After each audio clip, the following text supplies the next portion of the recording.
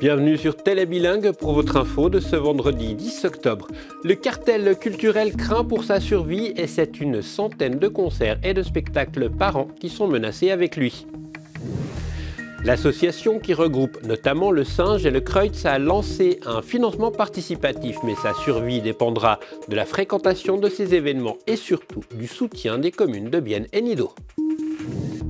270 vaches et génisses étaient en compétition lors de la 46e édition du marché concours de Tavannes.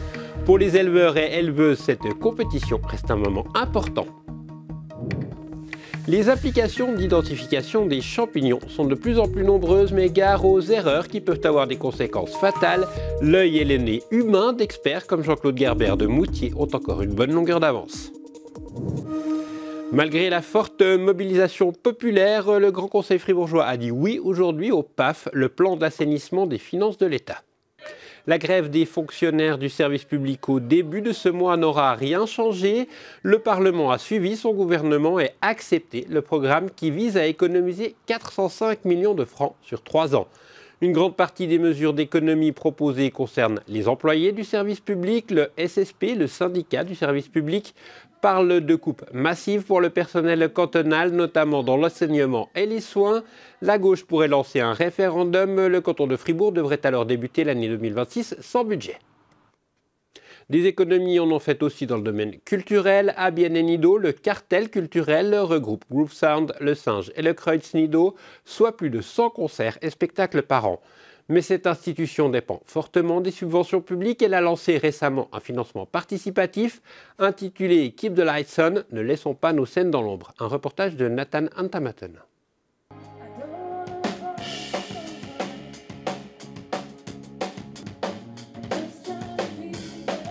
L'existence du cartel culturel est menacée. À quel point la situation est-elle préoccupante pour les organisateurs et organisatrices ? C'est difficile de dire jusqu'où l'eau monte, mais c'est haut. C'est aussi pour ça que nous avons lancé le crowdfunding. Tout dépend certainement de la saison qui vient de commencer. Les recettes dépendent de si les gens viennent ou non. Aktuelle Saison läuft, die jetzt angefangen hat, sprich, wie es auf der Einnahmeseite aussieht, ob die Leute kommen oder nicht. Un financement participatif lancé il y a 2 semaines a déjà permis de récolter 20 000 francs. L'objectif minimum est de parvenir à 30 000, mais les partenaires aimeraient atteindre les 60 000 jusqu'au 9 novembre. La ville de Bienne, elle aussi, souhaite apporter son soutien. Pour Anna Tanner, le cartel culturel est un acteur important. Les soutiens publics, c'est limité, surtout à Bienne, parce qu'on a aussi un cadre financier qui n'est pas facile en ce moment. Et c'est pour ça, c'est sûrement bien s'il y a un besoin pour que les institutions cherchent aussi soi-même des contributions de plusieurs partenaires.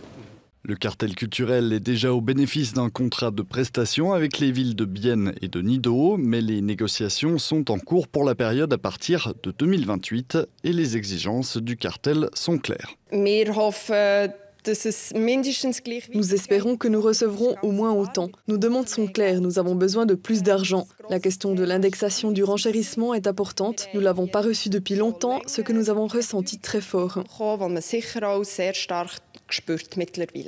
Le cartel culturel dépend financièrement du crowdfunding, du soutien des communes et de la fréquentation. Sans ces piliers, l'avenir serait incertain pour cette institution culturelle. Des scènes au champ et du singe aux vaches. Le marché concours bovin de Tavannes ne connaît pas la crise. Sa 46e édition, organisée par la Fédération d'élevage du Jura bernois, se déroulait ce vendredi. Et pour déterminer quelle est la plus belle des 270 vaches et génisses en compétition, foin d'improvisation, les critères sont très stricts. Mamelle, ligne de dos, maintien sur les jambes. Mathieu de Dardel nous dit tout. À quelques minutes de l'entrée dans l'arène, Christophe Rohrbach cajole sa génisse. Il peaufine les derniers détails avec une grande concentration, poils brillants, queue volumineuse et pelage immaculé. Le matin, je me lève, c'est pour traire des belles vaches et puis j'aime les belles vaches. On les bichonne, on en prend beaucoup de soin, essayer de faire que ça soit la plus belle pour aller au milieu du ring, quoi.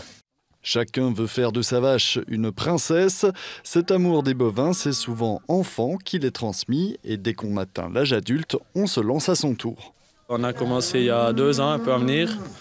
Et puis avec mes 2 sœurs, on a droit été mordus. Les parents ils nous laissent venir. Alors ça motive. Et puis avec les sœurs, on se donne toujours beaucoup de peine pour les préparer. Exposer sa vache ou sa génisse au public, c'est aussi une fierté pour ces passionnés.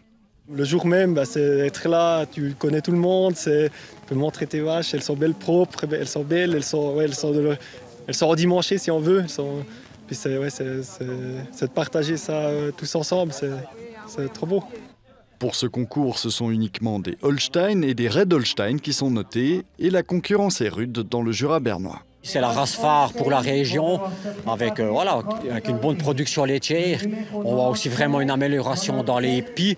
On a aussi une région qui, avec nos pâturages, les herbages qui s'y prêtent bien, qui est vraiment puis des éleveurs très pointus qui recherchent toujours le meilleur, le top. Et ça se remarque d'année en année. On voit ici dans les jeunes vaches la qualité qui est là pour l'avenir, vraiment quelque chose qui promet, très prometteur. Une fois les vaches conduites sur le ring, elles passent sous l'œil scrutateur du jury. Quelques minutes d'observation, puis c'est le verdict avec remise des distinctions. Mais c'est une vache qui a tout. Elle est très longue, elle est très solide, elle est bien agencée dans sa croupe. Dans la race Holstein, on a un modèle de vache, donc le true type qu'on appelle la vache vraiment qu'on voudrait avoir. C'est corrélé avec ce qui est économique. Donc une vache, elle doit être pas trop grande, mais de taille idéale, beaucoup d'ouverture de côte pour engranger beaucoup de fourrage, une bonne croupe pour avoir de l'aisance au vélage, des bons pieds aimants pour marcher facilement, et puis finalement un bon système mammaire qui est capable de contenir beaucoup de lait tout en restant très bien attaché au fil des lactations. Environ un tiers des éleveurs de vaches laitières du Jura bernois participent à ce genre de concours de beauté et se voir récompensés, ce n'est pas rien. On a la tension, on a un peu les guillis au ventre comme on dit, puis on attend de voir ce que le juge va dire, puis c'est toujours des émotions quand le juge l'attire à la première, quoi. Ouais. C'est une fierté aussi ? Oui, une grande fierté, oui. Cette édition du marché concours a rencontré un beau succès. Près de 270 bêtes étaient inscrites pour défiler à Tavannes. La douceur de ce mois d'octobre est une incitation à partir à la cueillette aux champignons, même s'il est, semble-t-il, trop tard pour trouver des bolets dans le Jura bernois. Et qui dit cueillette dit contrôle. Il existe une douzaine d'endroits dans la région où vous pouvez faire examiner vos trouvailles pour éviter une omelette fatale. Si les applications destinées à remplacer l'expertise humaine sont bien plus faciles à trouver que les coins moris, leur fiabilité laisse encore à désirer et les conséquences d'une erreur peuvent être lourdes. Amélie Fazel a fait le test en compagnie de l'expert prévôtois Jean-Claude Gerber. Jean-Claude a hérité la passion de son père. Aujourd'hui, il la partage avec ses petites filles. Contrôleur avéré, il n'a pas besoin d'application pour déterminer avec précision le nom d'un champignon. Mais à notre demande, il en teste une. Là, j'ai tout le groupe de champignons. Il va chercher le nom du champignon. Alors, Ipholum à l'âme grise. Donc à la tête, c'est Ipholum acapnoides, donc ça c'est un bon comestible. Par contre, celui qui en a justement ici, c'est l'Ipholum en touffe qui est toxique. Donc oui, le problème avec cette application, il m'a dit qu'un champignon qui est soi-disant bon, mais qui est toxique. Ils sont très proches les deux, donc il n'arrive pas à faire la différence. Puis si je marque mauvais, résultat mauvais, alors il me met donc juste désolé. La reconnaissance automatique est en cours de développement, etc. Donc c'est vraiment pas encore la panacée pour déterminer un champignon. Plus de 6000 espèces de champignons sont répertoriées en Suisse. Si aujourd'hui l'application de reconnaissance n'a pas convaincu le spécialiste... Oui, il marque l'Epion incarnata, c'est pas du tout ça. De telles technologies ont-elles un potentiel d'avenir? J'ai un peu un doute quand même, parce que pour certaines espèces, oui, assez facilement reconnaissables. Mais il manque quand même certains critères, comme l'odeur, la saveur... l'arbre sous lequel il pousse, ça n'apparaît pas forcément sur la photo. Ça, c'est le lactaire lié au sapeb, là. Donc, il y a un sapeb, là. Ça c'est du sapeb, là. Ça, ici.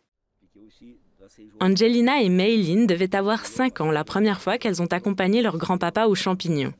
Il leur a appris à les cueillir comme il se doit, c'est-à-dire à la base. Ce matin, elles ont elles aussi assisté au test de l'application. Des fois, on est quand même dans la bonne base, mais c'est pas incroyable pour le moment. Si ça te dit pas c'est quoi le bon champignon, ben sert un peu à rien, mais c'est mieux d'aller faire contrôler chez des spécialistes. Des spécialistes dont fait partie Jean-Claude Gerber. Et ils mettent en garde. Certains champignons sont mortels, le seul moyen d'en avoir le cœur net, c'est l'expertise d'un contrôleur.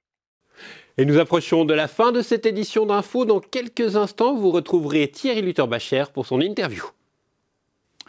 J'ai le grand plaisir d'accueillir Gilliane Kern et Kadi Boli, toutes deux membres du comité Femmes en Réseau Bienne, qui fête les 30 ans de son existence.